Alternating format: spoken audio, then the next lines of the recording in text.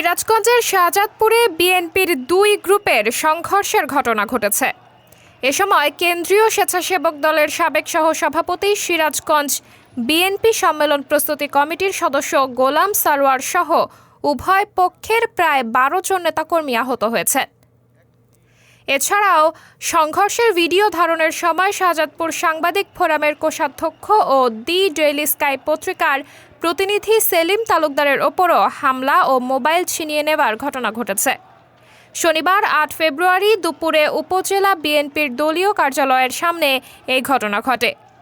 পরে উভয় পক্ষ এ ঘটনায় পাল্টা সংবাদ সম্মেলন করেছেন।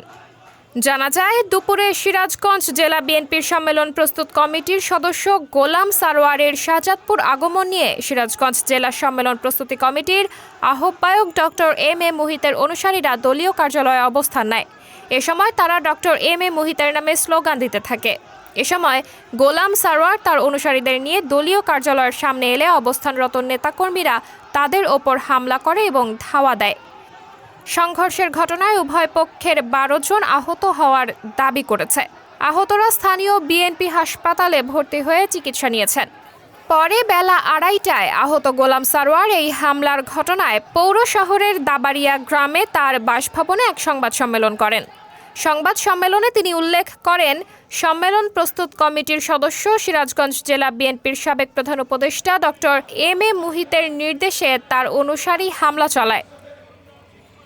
পরে বিকালে উপজেলা বিএনপির দলীয় কার্যালয়ে সদ্য বিলুপ্ত উপজেলা বিএনপি ও উপজেলা স্বেচ্ছাসেবক দলের নেতৃবৃন্দ আলাদা আলাদা সংবাদ সম্মেলন করেন। এ সময় তারা বলেন, গত ১৭ বছর তৃণমূল বিএনপির সাথে গোলাম সারোয়ারের কোনো সম্পর্ক ছিল না।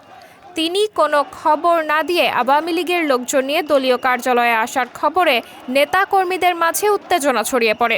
সাংবাদিক সেলিম তালুকদারের উপরে হামলার ঘটনায় শাহজাদপুর সাংবাদিক ফোরামের সদস্যদের মাঝে অস্থিরতা বিরাজ করছে। এ ঘটনায় দোষীদের বিরুদ্ধে তারা শাস্তির দাবি জানিয়েছেন। না হলে শাহজাদপুরে কর্মরত সাংবাদিকরা কঠোর আন্দোলনের ঘোষণা দিয়েছেন। এ ঘটনায় শাহজাদপুর থানার অফিসার ইনচার্জ মোহাম্মদ আসলাম আলী বলেন, এখনো পর্যন্ত এই বিষয়ে কোনো লিখিত অভিযোগ পাইনি।